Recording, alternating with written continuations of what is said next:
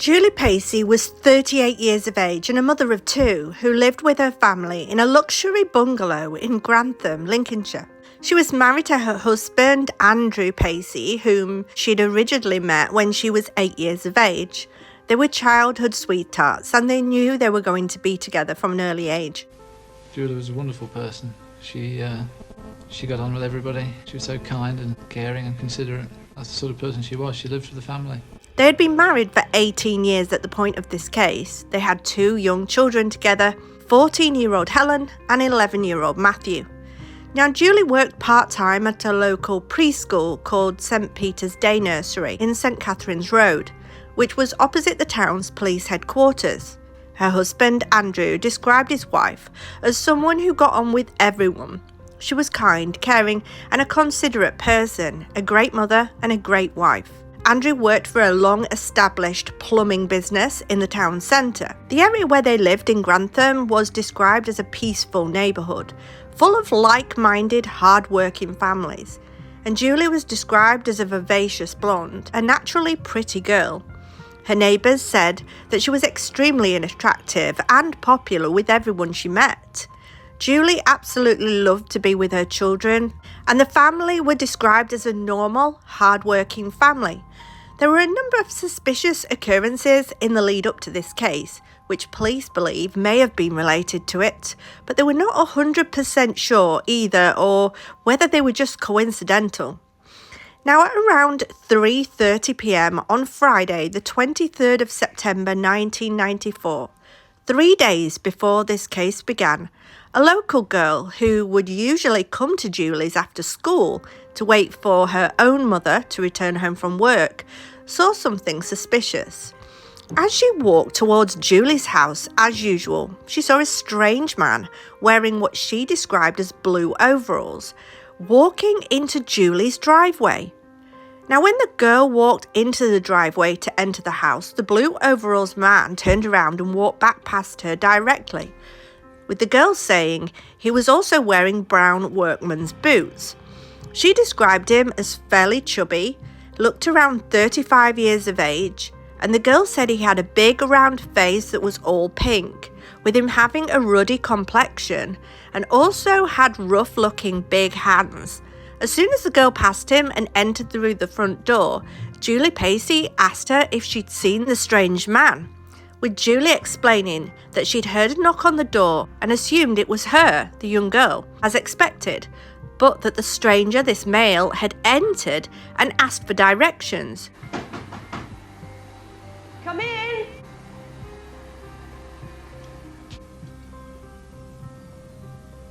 Julie revealed that the man had asked for directions to Eskdale Road. The girl involved would later help create an artistic impression of the ruddy-faced individual in the overalls. On September the 26th, Julie had gone to the nursery where she worked part-time.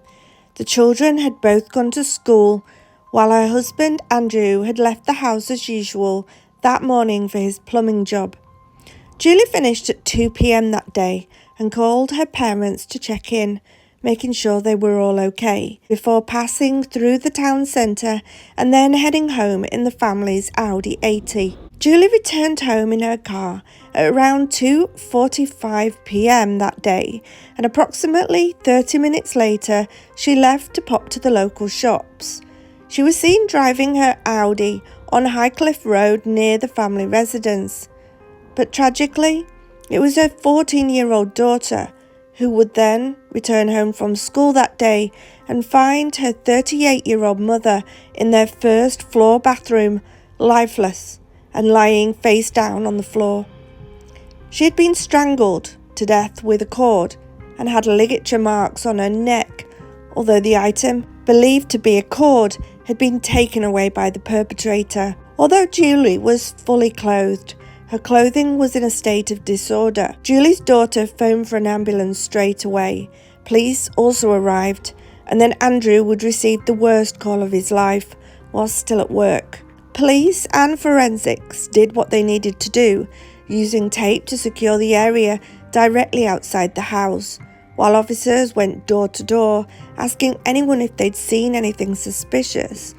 A number of witnesses did make mention of a man seen in the area around the time wearing blue overalls and had a strangely round, flushed face, with one witness saying he had been seen on the street that afternoon.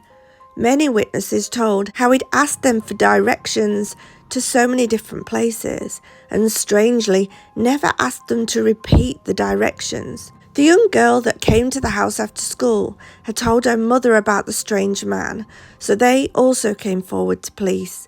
Although Julie had been sex assaulted, investigators still did not know why she'd been targeted in what appeared to be a pre-planned attack.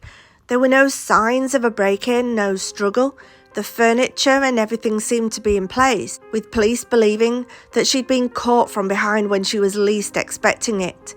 Her nails, which were beautifully manicured, had been found unbroken, further indicating the lack of struggle.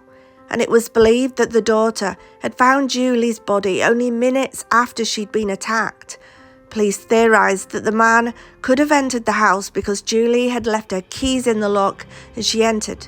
The 14-year-old daughter of Julie and Andrew could not recall if the front door had been locked or not when she returned home. The shock of finding her mother deceased had upset the girl tremendously, and she could not remember. But all the windows and the back door were all locked when police arrived.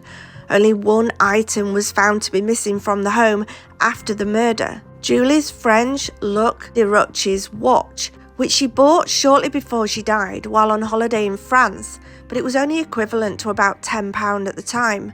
This item was never found, and apparently they felt it was taken by the killer. It was soon discovered by police that the suspicious man in blue overalls or dungarees had been additionally seen by a number of witnesses on the estate and in the Grantham area between the 22nd and the 27th. The witnesses generally agreed that he had a particularly red face. The day after the murder, the man with the blue overalls was apparently seen entering a shop in Grantham town centre, but the shopkeeper remembered he was acting so strangely and very suspicious. But on that same day, at 9 a.m, he was also seen at the side of the road kicking grass, as if he was looking for something. The police put an e-fit photo together of the overalls man, hoping to jog people's memories, but they were no closer to finding out who had done this to Julie. The man became a significant interest in the case. Now, Julie drove an Audi 80, but several people later insisted to police that they'd seen Julie in a 5 Series BMW. On the very day of the murder, an acquaintance of Julie Paisley was driving down the road. She again saw the BMW car. She saw Julie behind the wheel driving it, and Julie's car on the driveway. It was said that it was quite bizarre that the family were adamant that Julie never had access to a BMW, despite apparently being seen by numerous witnesses. The sightings had weight. Some of the people who said this actually knew Julie well and knew she drove an Audi. And some of these witnesses stated that they'd seen this BMW parked next to the Audi on the driveway. Furthermore, a BMW with the same description was seen twice, speeding away from the scene of the murder at 3:20 p.m. Now, on Monday the 3rd of October 1994, exactly a week after the murder, police stopped more than 500 people walking or driving along Highcliffe Road to ask if they had any information on the murder. Questionnaires were handed out to mothers and children. A full colour poster of the artist's impression of the overalls man was distributed to every house on the estate where Julie lived. On the day of the murder, it was reported that one person saw Julie driving her Audi down the street where she lived as the overalls man walking out into the road, causing Julie to swerve and nearly hit him. The man was witnessed suddenly turning around and running back where Julie had gone. The case was featured on Crime Watch, with Julie's parents later saying that they believed that the killer must have known Julie, saying it's too much of a coincidence that it happened on the one day that she wasn't looking after that little girl she minded after school and before her own children came home from school. One of the lead detectives, Superintendent Roger Billingsley, declared in 1997 that the murder appeared to be a premeditated crime. The case would eventually go cold, but it did, however, continue to receive publicity. In 2001, it was reported that there were links between Julie's case and the murder of a 21-year-old named Sharon Harper, who had been murdered 4 months earlier in Grantham. This case had also been investigated along with Julie's, and the links were made as part of Operation Enigma. Barmaid Sharon Harper had been murdered after she had left her Grantham pub workplace after midnight one night. Her body was found soon after in undergrowth near to her home, having been strangled to death and beaten. Police continued to appeal to the public, asking someone to come forward with information. A second appeal was made to Crime Watch 21 years after the original reconstruction, where it was revealed that scientists had managed to isolate the full DNA profile of the killer, and it was further noted that all investigations had failed to establish an actual motive for the crime, with Julie simply being a family woman who lived for her children, and there being no reason why someone would want to attack her. The crime was described on the BBC Crime Watch as a truly dreadful case. The DNA development, which was made using the modern DNA 17 profiling technique, was described as a landmark forensic breakthrough in the case. But the DNA did not match anyone in the National DNA Database. The lead detective, Helen Evans, appealed to the public to help identify the murderer by giving names to compare to the DNA profile. Appeals were also made to the overalls man that he could come forward and potentially be eliminated with the DNA. However, he never did. And shortly after the Crime Watch appeal in early 2015, the original actor 1994 reconstruction was investigated after Crime Watch played part of the 1994 reconstruction and multiple people called into the programme. Some viewers had rewatched the appeal, which includes sections from the 1994 reconstruction, where people called to name the actor playing the killer as being responsible for the crime. This caused police to visit the home of the actor, taking his DNA. 53-year-old Steve Watson. Steve Watson stated that locals had recognised him in the street after the reconstruction and named him as the killer, and police investigated him as a result, with him saying, "My face was on the screen for too long, and people in the street think I murdered her. It's a reconstruction," he said. "Surely you can understand that." But unfortunately, they don't. He added that people had come to him in the street and said, "You're the murderer. You're the one that did that to that young girl." But he had played the role due to his likeness as the suspect. But this had caused problems, including a police officer nearly arresting him after he turned up to the police station in 1994 dressed as a suspect in the blue overalls, but he was there to film the reconstruction with the TV crew. He was nearly arrested. After the 2015 events, Steve Watson described the situation as ridiculous to the press. Now, no further action was taken against Steve Watson after the DNA was taken from him, and in 2017 he was reported to be completely and entirely innocent.